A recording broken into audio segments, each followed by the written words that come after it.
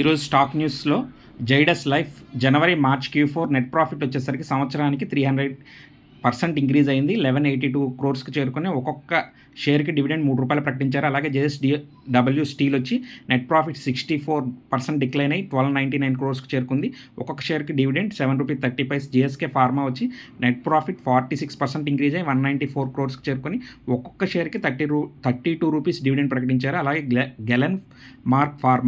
Glenmark pharma వచ్చి దాని కంటి జబ్బుల చికిత్స ఔషధాన్ని US FDA ఆమోదం లభించింది. వొడాఫోన్ ఐడియా నెట్ లాస్ వచ్చేసరికి 7675 క్రోర్స్కి చేరుకొని వినియోగదారుకి సగటు ఆదాయం మునుపటి త్రైమాసికం నుండి 0.7% ఇంక్రీజ్ అయింది, 146కి చేరుకుంది. బ్రూక్ఫీల్డ్ REIT నికర నిర్వహణ ఆదాయం 89% ఇంక్రీజ్ అయ్యి 460.80 క్రోర్స్కి చేరుకుంది. జనవరి మార్చి త్రైమాసికంలో 9 లక్షల చదరపు అడుగుల లీజుకు తీసుకున్నారన్నమాట. 9 లక్షల చదరపు అడుగులు లీజుకు తీసుకున్నారు బ్రూక్ఫీల్డ్ REIT వాళ్ళు.